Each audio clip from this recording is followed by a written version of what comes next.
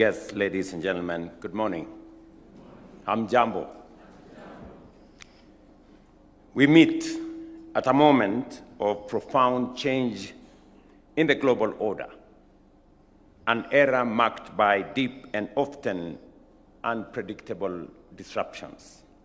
Today, long-standing multilateral frameworks that once anchored international cooperation are steadily eroding as new currents of unilateralism and sovereign-first doctrines emerge, reshaping both the terms and tone of engagements among nations. Recent developments, including the ongoing conflict in the Middle East, underscore how quickly tensions can disrupt economic stability. In such a moment, it is critical that we take a deliberate and collective pause to reflect with honesty and think with clarity about the world as it is becoming and our place within it. It is therefore a distinct honor for me to join you at this 19th Ambassadors Conference as you deliberate on how best to advance Kenya's interests in a rapidly evolving geopolitical landscape. I've had the opportunity to review your program for the next 4 days of this conference, and I am impressed by the breadth and depth. It reflects a comprehensive agenda that engages the full spectrum of our diplomatic priorities, from economic diplomacy and the realities of an emerging polycentric global order to peace and security, as well as climate diplomacy and green industrialization. It also covers science, technology, and innovation, global health diplomacy, and the oceans and blue economy, among other critical areas shaping our engagement with the world. My role today, therefore, is not to delve into the operational details of diplomacy, but rather to offer at least 4 broad-based imperatives that should frame and guide your deliberations.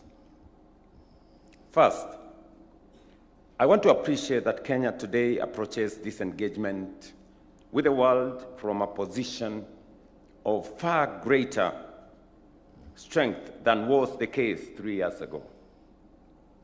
By any credible measure, whether economic stability, fiscal discipline, our institutional resilience, the direction is unmistakable. Kenya is not only steady, but it is also on the rise. Consider, for instance, our sovereign debt position.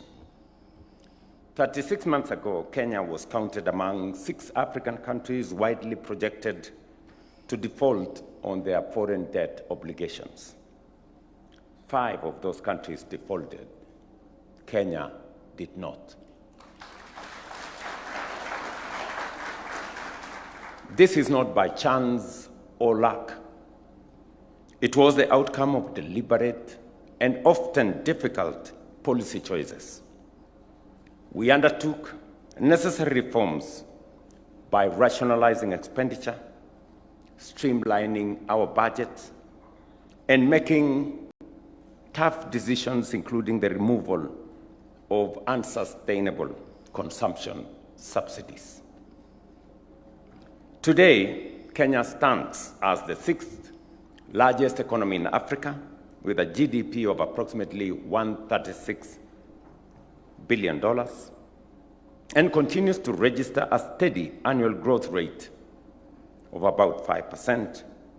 The shilling, which was once in steep decline, has stabilized and remained steady against the dollar for the last 2 years at around 129 shillings to a dollar. We have also enhanced our foreign exchange reserves that stood at 2.5 months of import cover in 2022. Now we are at 7.5 months of import cover. We have moved our foreign exchange reserves from $5.7 billion to $14.6 billion this year. And in another couple of months, we should be anywhere around $16 billion. The recent upgrade of Kenya's sovereign rating by Standard & Poor's is another clear and credible affirmation of the confidence that global markets have in the direction we have taken. Equally, we have significantly reduced inflation, which was at about 9.6%, to an average of 4.3% today, further reinforcing the stability we have worked hard to achieve. In terms of investment, despite global headwinds, our foreign direct investment inflows in 2025, for the first time, crossed the $2 billion mark. And just this week, in our Kenya International Investment Conference, we signed on to new investments in Kenya of $2.9 billion in 10 counties in Kenya. Investments from the United States, from China, from Australia, from India, from the UK, and different parts of the world, demonstrating that more companies across the globe have confidence in our economy and in the investment opportunities that exist in our country. And these were in different sectors, including agriculture, real estate, manufacturing, mining, energy, ICT, and business process outsourcing. These investments undoubtedly expands opportunities for employment for our young people in Kenya and contributes to tax revenues as well as our overall development. This is what we mean when we say Kenya is ready and open for business. Today, Kenya is home to more than 300 multinational corporations. The fact that foreign investors are increasingly choosing Kenya, committing their capital, and backing our future should tell us something profound. It is a clear vote of confidence in the direction we have taken as a country, affirming that Kenya is getting our fundamentals right. Excellencies, these gains must be projected outward. This is the true measure of your work. You're called upon to articulate, position, and present to the world the full breadth of Kenya's potential, to tell our story with conviction and to translate that promise into partnerships that deliver tangible outcomes for the people of Kenya. The second point I want you to bear in mind is that this administration is firmly committed to fulfilling our commitments to the people of Kenya as is contained in our bottom-up transformation agenda manifesto. For the first time, we have demonstrated that a manifesto is not a piece of paper. It is not a newspaper. It is a document of governance and a covenant with the people.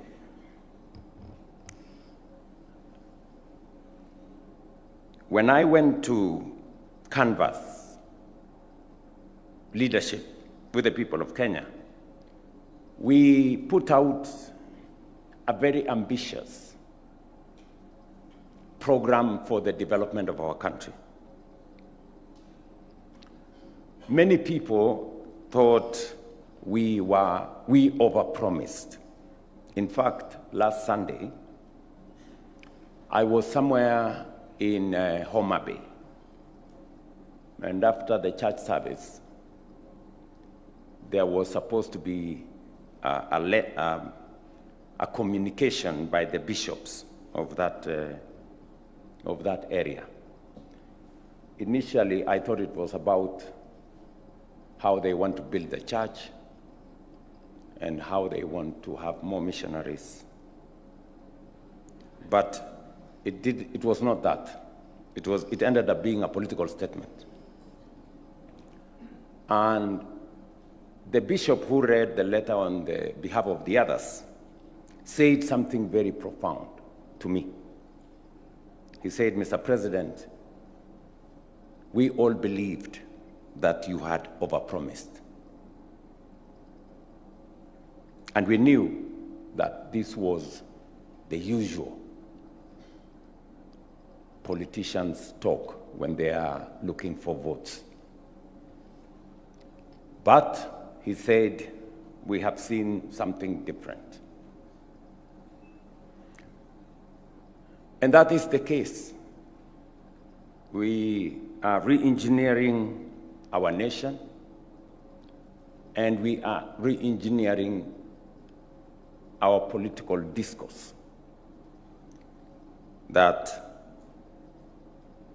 what leaders promise, they must deliver. That when we make commitments, we must have the plan to execute and to make them reality. Today, I say with a lot of confidence, we made a commitment on matters education. We had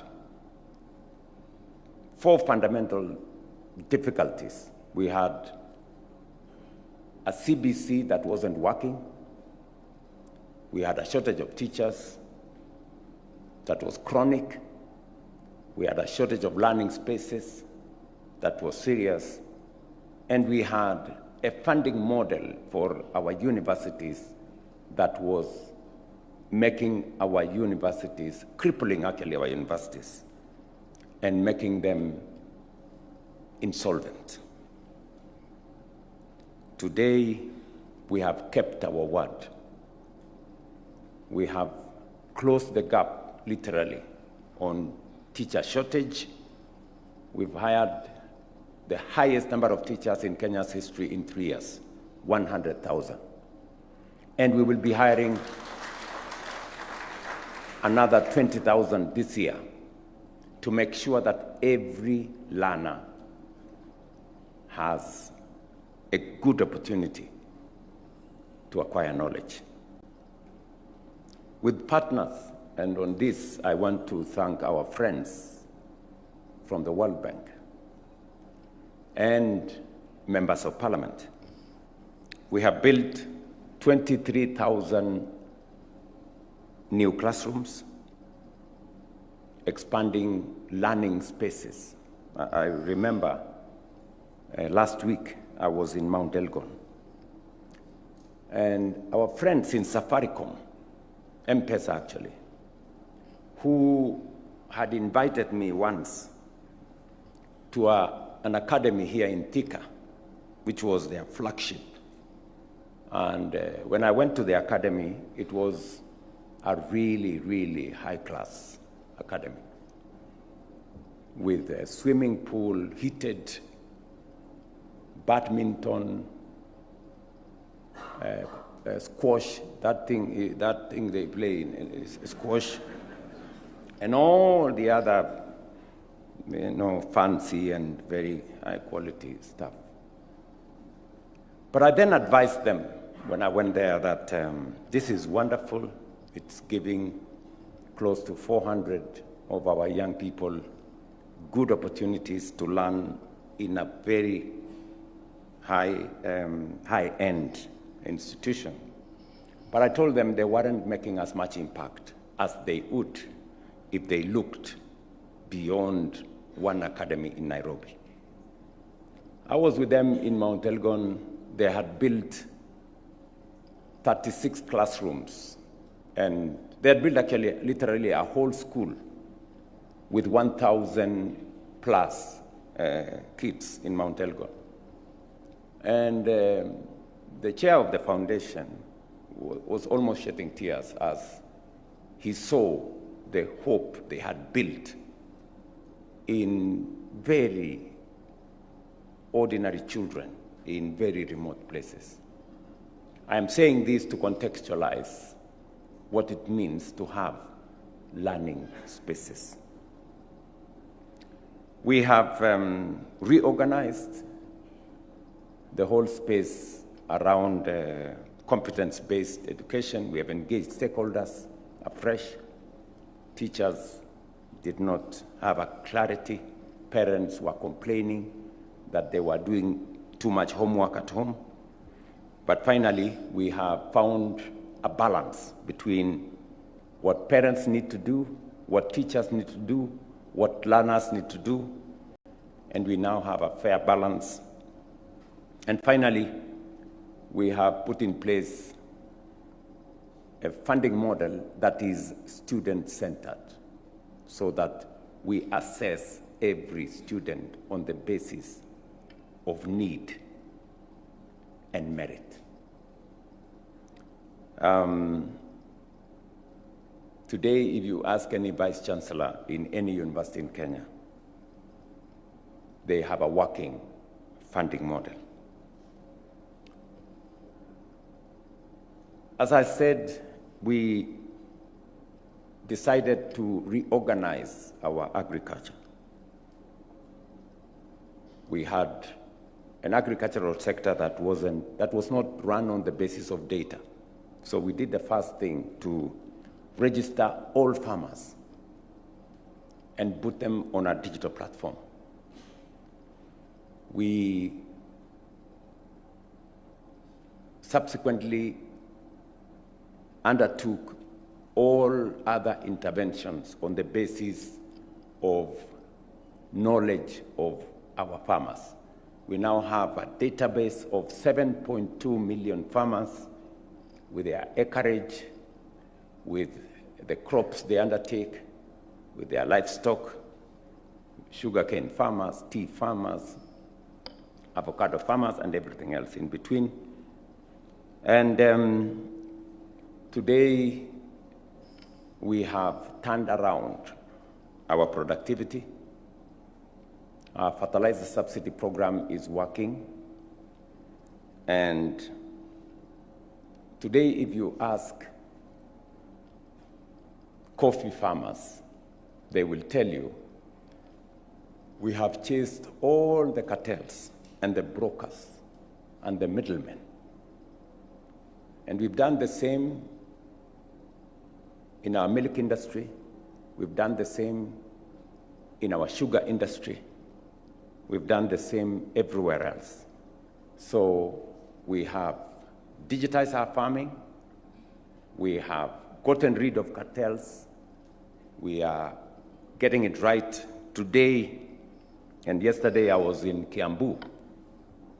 And the coffee farmers there will tell you that coffee, which they were selling for between 50 and 70 shillings a kilo, today they are selling it at between 120 and 150 shillings a kilo. The sugarcane farmers will tell you a same story. Sugarcane farmers used to be paid after anywhere between 6 months and 1 year. Today, sugarcane farmers are paid every 7 days. That is what transformation looks like in practice. So we still have some work to do. And I'm saying this so that you don't fall prey to the shenanigans in the social media. If you read the social media, you will think Kenya is going to collapse tomorrow.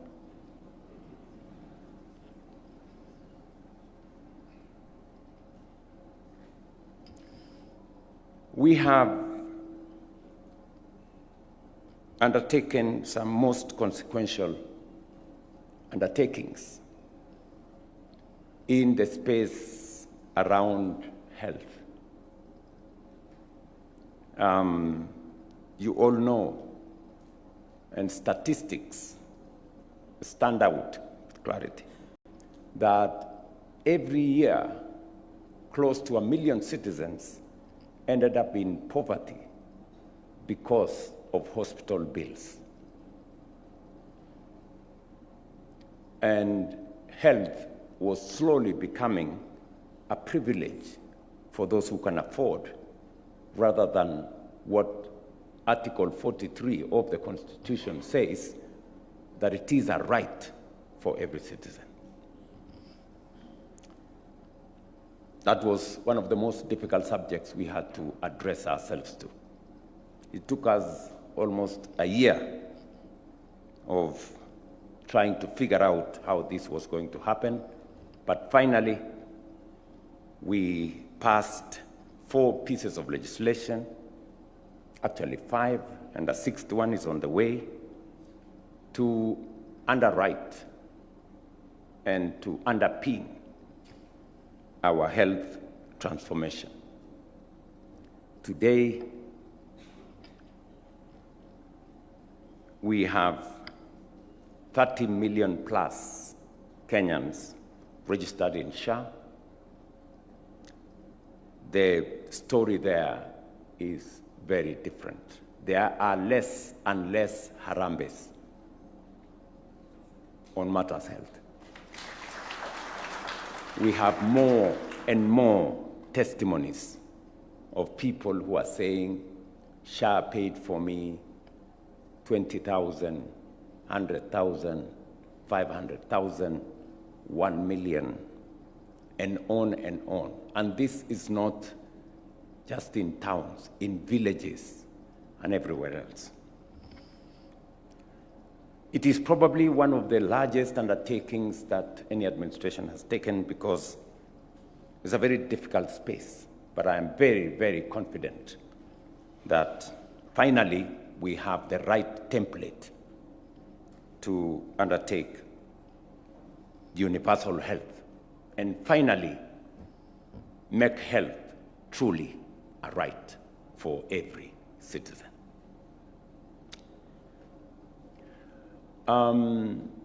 We have also, by way of making sure that we do what we committed to the people of Kenya, on matters young people, you know, every family, every region of Kenya, because we are a nation of young people, have young people out of school, out of college, and they do not have jobs. And this is everywhere. You go to every town, you go to every city, you go to every village, and that's the case. And we've had this conversation many years, you know, that the economy is going to expand and therefore we are going to create jobs. But jobs can not be created unless there is intentional, deliberate, practical interventions. So we decided to do 5 things. Number 1, we undertook the housing program, not just to have decent living conditions and housing for our citizens, but also as a means of creating opportunities for work. As you all know, it was one of the most difficult things to do because it involved, a framework where we had to contribute. And so, if you read in the Azimio Manifesto, there was housing. In the Kenya Kwanza Manifesto, there was housing. But when it came to the implementation, there was a big problem. Nobody wanted to do it. And we were taken to court, there were demonstrations, and many other things. But we stood our ground, and today I stand before you to tell you the skyline of Kenya is changing. Go to anywhere in Kenya, from Busia, I was there last week, to Kisumu, to Migori, to Kuria, Kericho, Eldoret, Kitui. I was in Makueni. In fact, in Makueni, the senator of Makueni, who has been saying nothing is happening. So when I went with him to the housing, he was shocked that it was in Wote.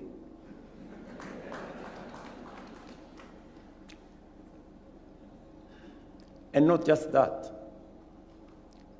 we have 640,000 young people working. Architects, engineers, plumbers, electricians, carpenters, masons, and everybody in between. In fact, at some point, the debate was, William Ruto is talking about Mjengo. Can his children go and work at the Mjengo? But good people, explain to me, which is the workplace of the architect?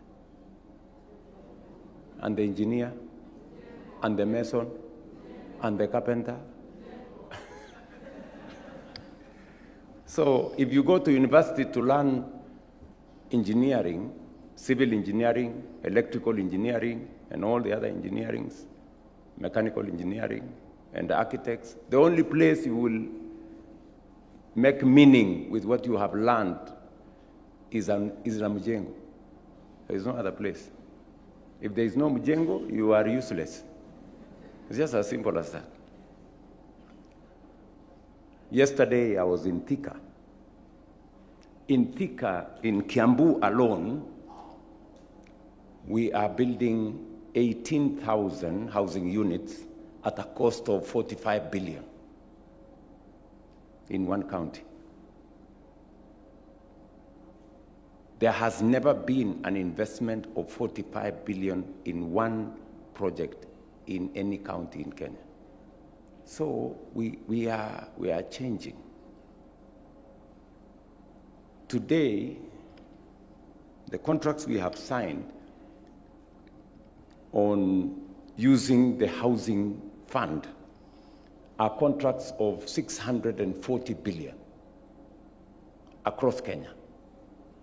Markets, hostels for our university, TVET and KMTC students, housing. I just handed over houses in Kapsabet. I handed over houses in Kakamega. I will be handing over houses in Kirinyaga. There are some that are ready in Ruiru. And that process will be continuing. The most fundamental thing to me is that by next year, we will have 1 million young people working in our housing program. Real people working.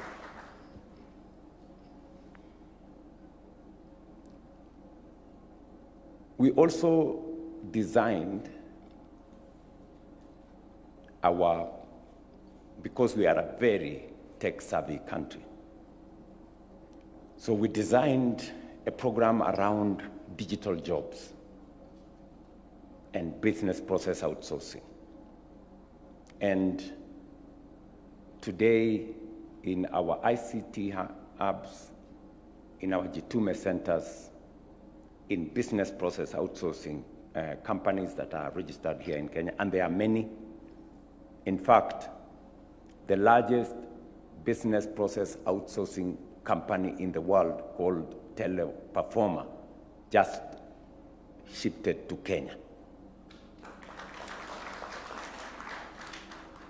So we have close to 300,000 people working now in that space. I remember when we were at the conference this week, one American company, ADEC, will be setting up a 2,000 person capacity in Machakos County as part of the expansion of that footprint. And many more are stepping in because our human capital is good. We speak probably some of the best English anywhere in the world. But do we say? And on and on and on. So our projection is that we should be able to appropriate at least 1 million young people working in our digital jobs space in the next between 1 and 2 years. We are extending the fiber optic because it's going to be a very important tool for that exercise around the country. We've already done 30,000 kilometers. Our plan is to have 100,000 kilometers so that business process outsourcing can be set up anywhere in Kenya. It doesn't have to be Nairobi. It doesn't have to be around Nairobi. We should be able to do that in many parts of our country. We also decided that because we have some of the best human capital in the world, that we use it as part of our export. And that is why Rosalind here has been working with me to clean up the channel for accessing jobs overseas. We had to clean up the system because we had too many brokers.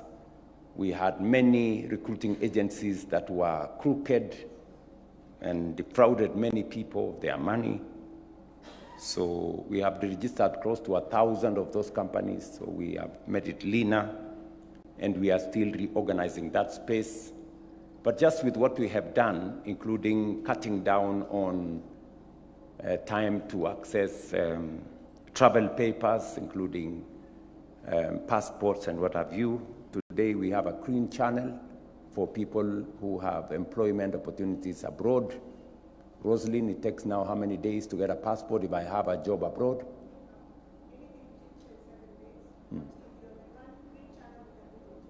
2 days. That's how long it takes, between 2 and 3 days. And as a result, mark this, as a result of what we have done in the last 3 years, 540,000 Kenyans have gotten jobs abroad. And our remittance from abroad has increased by $1 billion. Yes. So, and I can go on, but that's the space we are working with the young people of Kenya, including what we are doing to access to credit, the big program we have around Nyota, which is going to benefit close to 820,000 young people with skills, with startup resources And this is all to make our country competitive. One more thing I need to tell you is to be able to reorganize our economy. Economists will tell us, those who went to school and read economics. I did not.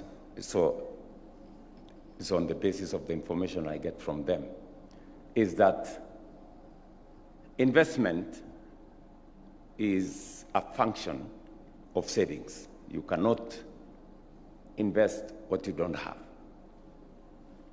And so we decided that we need to create a bigger pool of resources through savings, especially mandatory savings.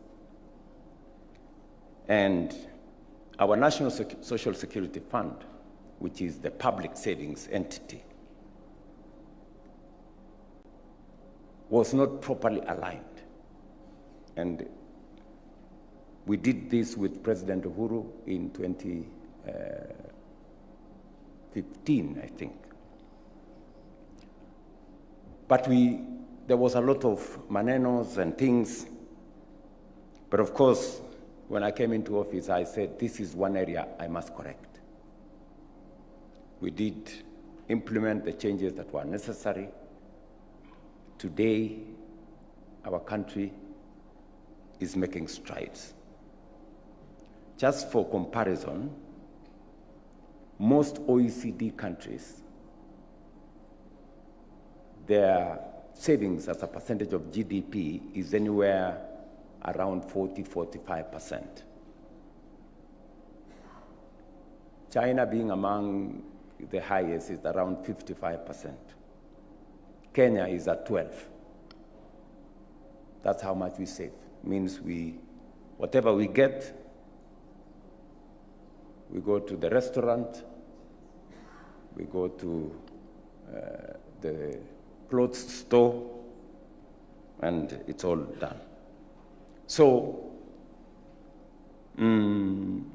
we changed the contribution structure, and in just 2 years, we have doubled what was saved at our Social Security for 60 years. What was saved for 60 years, we have doubled in 2 years. From 312 billion shillings in 2023, in 2025, we are at 670 billion. By next year, we will be at 1 trillion. In 5 years, in 10 years, we will not be borrowing from other places. We will be building this nation using our own savings and resources.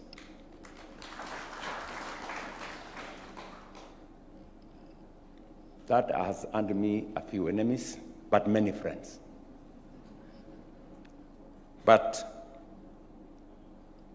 that is the progress we are making in our nation. And we will continue. We will continue to stay focused until we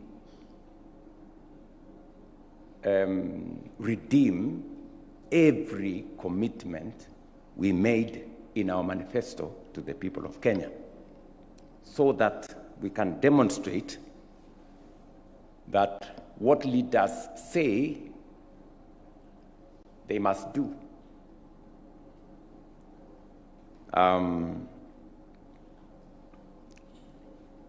Having said that, it is my expectation that the good people, because you are our face, you are our ambassadors, you are our frontline citizens, wherever it is that you are. On matters diaspora, and given the immense opportunities being created through what I've just discussed. And working closely with the State Department of Diaspora Affairs, you should give it focus with a view to expanding new markets or expanding into new markets and new territories. At the same time, I expect the bilateral frameworks governing the employment of our citizens abroad to be strong, enforceable, and genuinely protective of their rights and their dignity. The third issue, after I have said what the situation looks like, so that you are properly briefed and seized of where we are. The third issue is that where we are today is a good place, but it is not the destination where we should be. We should look further. And we have identified 3 areas that are important for us to focus on as we seek to lift our country to a first world status. And when I say lift our country to a first world status, it's not a statement. It is something that we must and should actualize, because it's possible for us to get this country to where it is, to where we should have it, rather.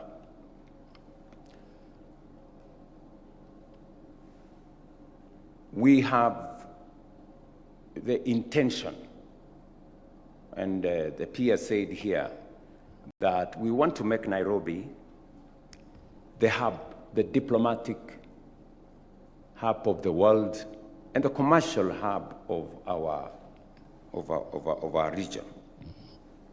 But that requires us to do some work.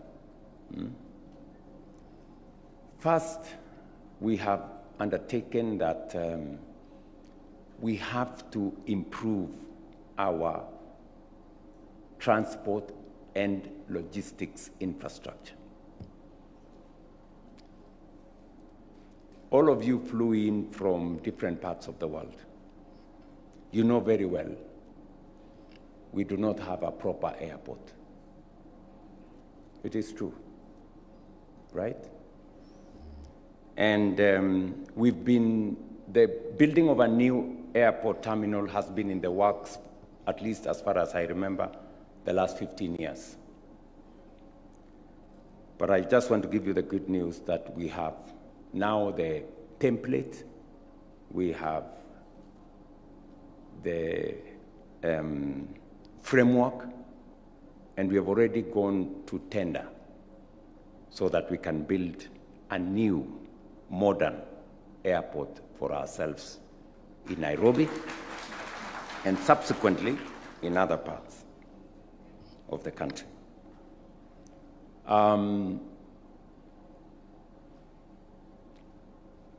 We have to improve infrastructure around the country. As we build the Rironi-Mau Summit standard gauge, dual carriageway, before it gets to Mau Summit in April, May next year, we will have hopefully contracted the link from Mau Summit to Malaba, and we will have undertaken other transport corridors. The intention and the plan here is to do 2,500 kilometers of new dual carriageway in Kenya in the last 7 to 10 years, and to double our paved road. From independence to now, we have paved 20,000 kilometers of road, or tarmac, 20,000.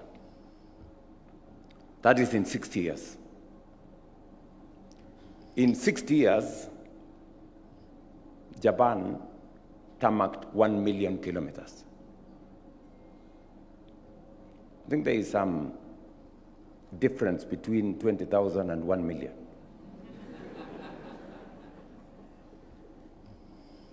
I don't know whether it is small or a big difference. So what we want to do, we want to tarmac another 28,000 kilometers in Kenya in the next 10 years. And it's possible, and we're going to do it. If you go to any meeting in Kenya, somebody will ask you about a road. Anywhere. This road, and that road, and the other road, and the other road. We just have to do it. We cannot do it piecemeal. We cannot continue discussing 10 kilometers here, 20 kilometers there, 50 kilometers somewhere. We just have to have a comprehensive plan and do it, and have a plan and do it. So, and we need to sort out the port of Mombasa. We need to sort out all the other port infrastructure. That will require about between maybe 10 and 12 billion dollars. It's about 1.5 trillion or thereabout. So, but we're going to look for that money somehow. We will find it and do it. As we do that, you know, we have also to put up the facilities that can host people who want to come to Kenya. You know very well that the last serious conference facility that was done is Kenyatta International Conference Center, right? And it was started with the Harambee. The first meeting was to have a fundraising by some good Kenyans. But somehow, they managed to build it. It has served us well, but it cannot serve us going forward. And that is why we are building the Bomas of Kenya, which will be ready, by the way, in May. May this year. May this year. Yes. And with it, we have encouraged the private sector, and they've come through to do 3 big hotels, at least with a total bed capacity of 1,500 beds. You know, in Nairobi now, this is the biggest hotel facility we have. Just imagine this one. This space here where other people are standing, ndio wale wamesimama huko.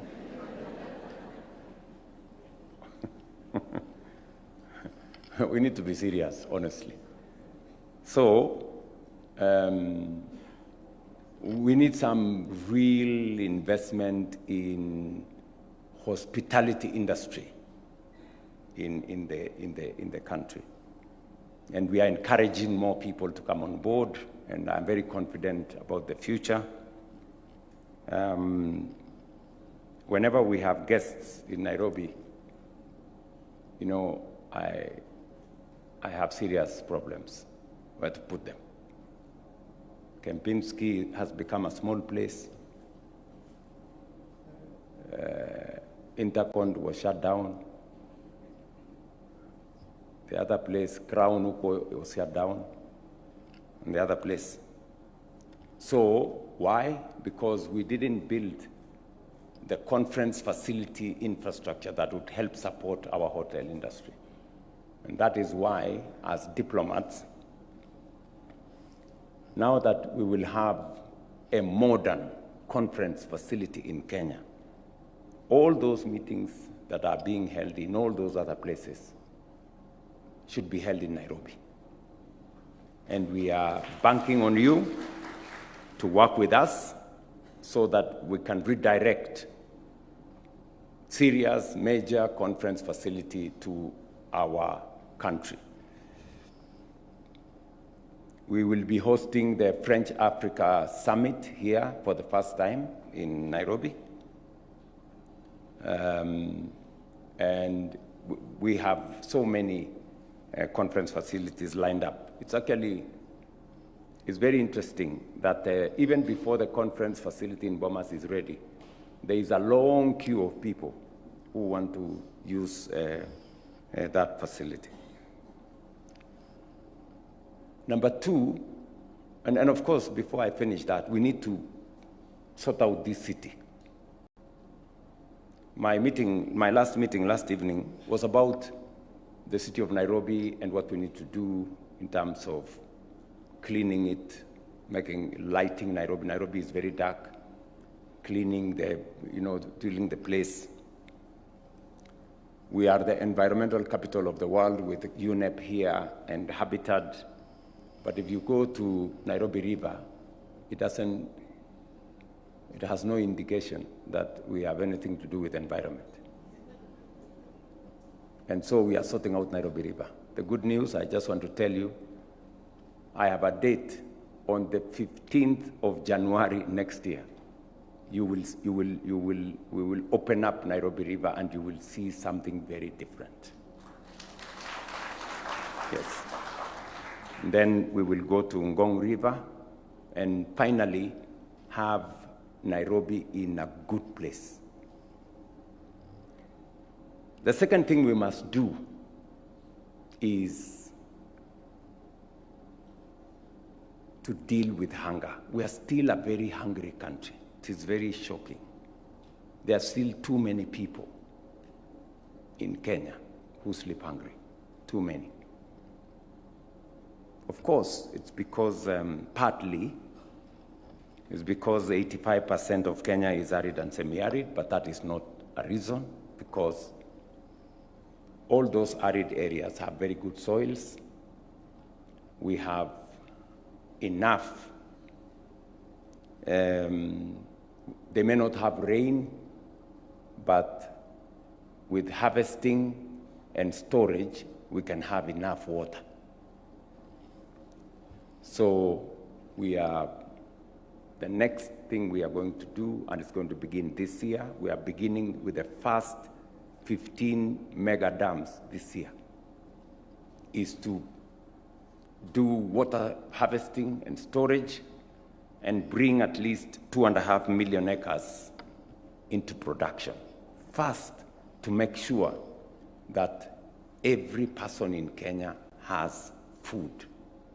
You know, there is nothing as demeaning, as dehumanizing as a person who is hungry.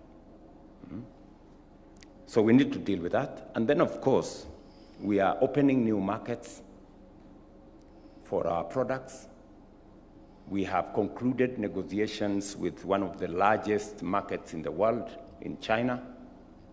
We will now access the Chinese market duty-free, quota-free, for all our agricultural products, from tea, coffee, avocados, macadamia, and everything else. But we need to produce enough. We need to produce enough. What we are producing at the moment is not enough. We need to produce enough for us to be able to lift our economy. And finally, the third thing we need to do is to generate enough energy. We have a serious energy deficit. We have in our grid 3,300 megawatts. At the minimum, we need another 10,000. We need 3 times what we have, at the minimum, if we have to undertake the transformation that is necessary to take our country to the next level. Today, the Ministry of Energy will tell you, every evening, on some peak hours, we have to do load shedding, you know. And what that does, it undermines our economy. Let me give you an example. I was in, what was the name of that place? In Diwa. I was in Diwa someplace. So we went there to commission a transmission line, 69 kilometers of transmission line, which we had built. And the information that we were given is that just because of that transmission line, the sales, electricity consumption, actually, in that particular area, very small area, had doubled because they had reliable energy, which means there's a lot of potential out there, but it's constrained by the amount of energy that is available. Let me give you another example. I went to the US on the famous trip with President Biden when he invited me. And in this big ceremony, we signed a couple of MOUs and programs. And one of them was on data centers, you know, the technology that brings data centers on board. And we signed with Microsoft, Kenya, and a company from the UAE called G42. And I was very happy with it because it was going to be an investment of $1 billion in Kenya to set up the first ever green data center. Until I arrived in Kenya, and when the process started, I was told, Mr. President, for us to implement this project, we need 1,000 megawatts of energy. Okay? So what does that mean? That I shut down half the country to implement this one project. Because if you have 3,000 megawatts and one project wants 1,000, so it was not possible for us to implement this $1 billion project. And there are many other investment opportunities that we are losing because we do not have enough energy. And that is why we have to be innovative. All the three programs I've just said, which are really the basic minimum for us as a country to lift ourselves, requires about $40 billion or 5 trillion Kenyan shillings. That's what we need.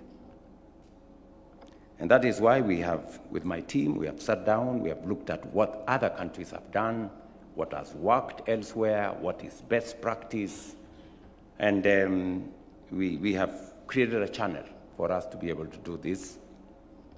We have to mobilize our own domestic resources. We have to create the correct framework for us to leverage on private money. That is why public-private partnership is a big thing. We are lucky that in Kenya we have a working capital markets ecosystem. Our Nairobi Stock Exchange is one of the best assets that we have. It was the second best stock exchange in the African continent. So we have a real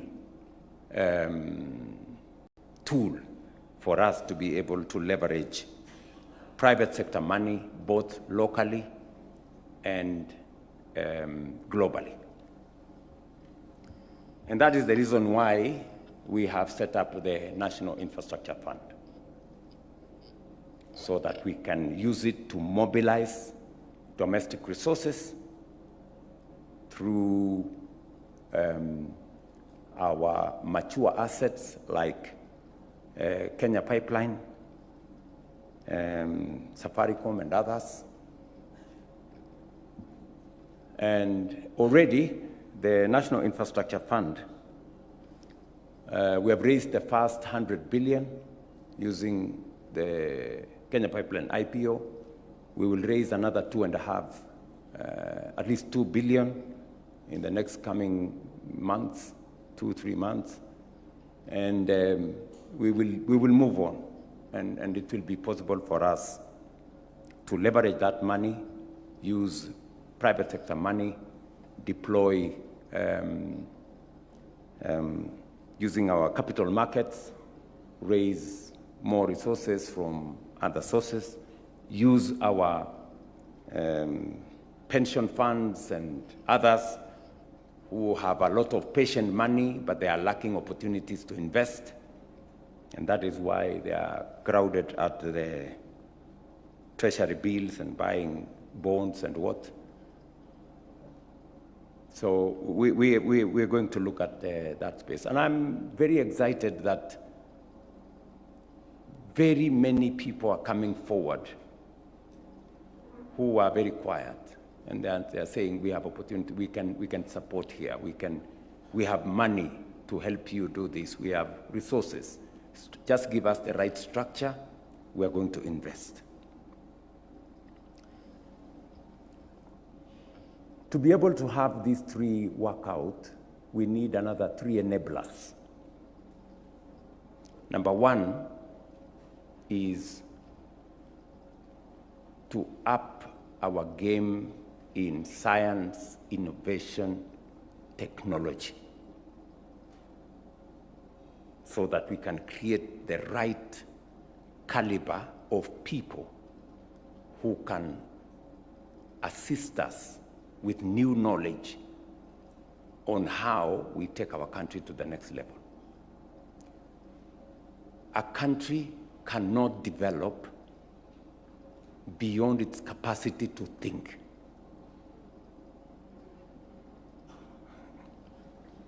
Yes.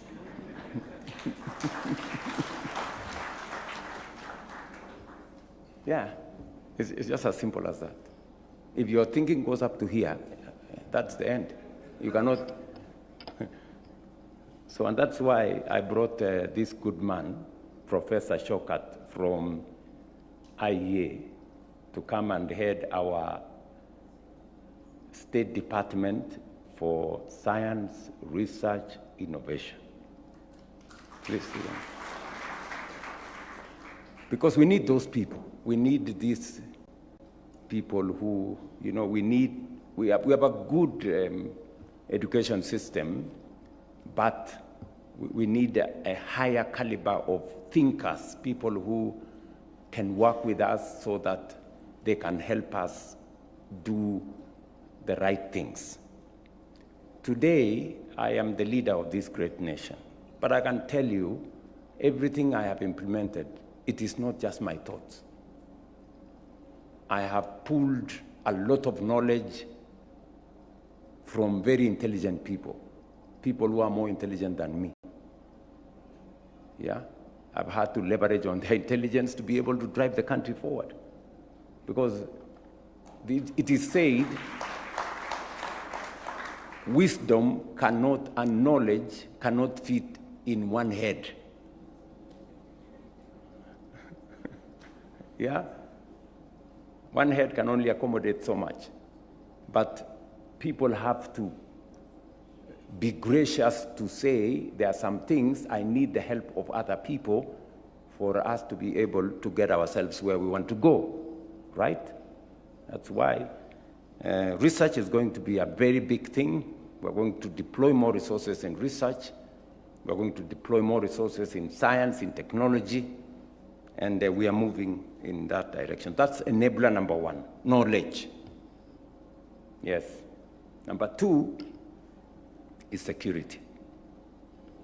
You know, we are putting together a lot of resources. You will see in matter security, because we live in a very, you know, difficult neighborhood.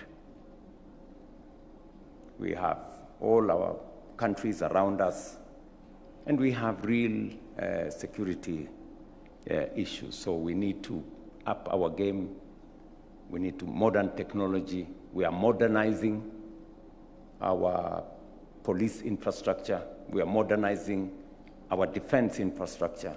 We have to bring in new ways of doing things into this space. It's going to be much more intelligence-led, less about brute force, more about intelligence, more about targeting the right places. And so you will be seeing some of the areas we will be putting our resources in. And then finally, we have to reorganize our software. We need a much more patriotic nation, good people. We need to believe in ourselves. You know, you listen to some people, you think they have a spare country. They talk about Kenya as if this is our country. This is us. We must believe in ourselves. We can do it ourselves, you know?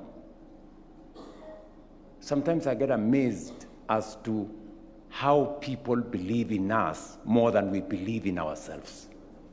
Really? You know, I sat at this conference this week at Radisson Blu, and I listened to the country director of the World Bank talk about Kenya. I listened to one gentleman, an investor in BPO, talk about Kenya. I listened to one lady, she runs, I think, Flamingo Flower something in Naivasha, talk about Kenya. And I was amazed as to how other people think about us. They were talking about how good our human capital is, how innovative our people are, how hardworking we are as a people, you know? But you listen to some of our leaders, and some others have even the audacity to say, oh, you know, we are a failed state. Really? Where? You know? And you want to be a leader in this country. You want to be a leader of a failed state. Anyway. So, good people. And I will tell this to the people of Kenya proudly. We are a great nation. We are a great people. We can do it. Let us believe in ourselves. Let us stop the negativity. Let us stop the negativity about our country. Let's project the reality of who we are, you know? And I think we need more about our patriotism, our belief in ourselves, our belief in our nation, and that is really going to make a hell lot of a difference. But slowly, I think we are getting ourselves there, slowly. There are people who are saying nothing is happening in Kenya. Today, their voices are going down because they can see something is happening in our country. And we will continue to push the limits, and I will continue to lead from the front. I will continue. So let me, I think I've been carried away a bit, but let me say this. I really needed to talk to you because you are the people who will talk about our country out there. Please project the right image of our nation. You know, let's get the right image of Kenya. Kenya is not about chaos. Kenya is not about destruction. Kenya is not about all those other things. We are a serious nation, very serious nation. And many people believe in us. Just for the record, G7 is going to have its meeting shortly. Yeah? And the chair of the G7 this year is going to be France. And they have invited Kenya to speak on behalf of this continent.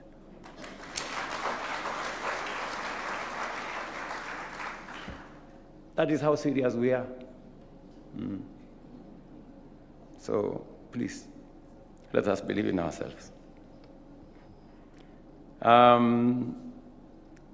Finally,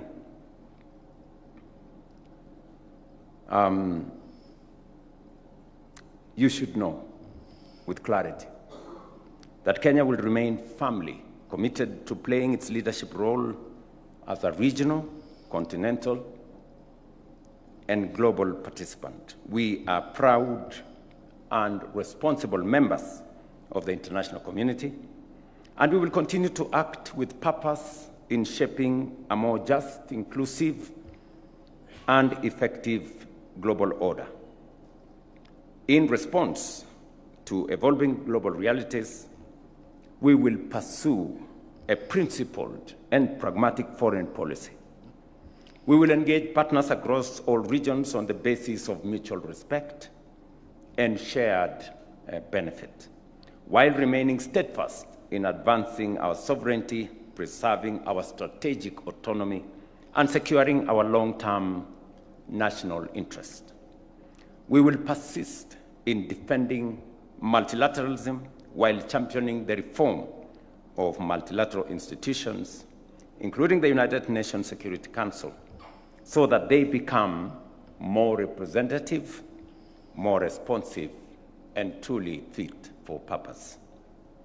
Nairobi, as the only United Nations headquarters in the Global South, carries both prestige and responsibility. Kenya must therefore work with other countries, especially in the Global South, to ensure that their voice, perspectives, and priorities are effectively advanced in the international fora. We look forward to hosting, as I said, 2 landmark global engagements that will underscore Kenya's growing role as a convener of consequential international dialogue.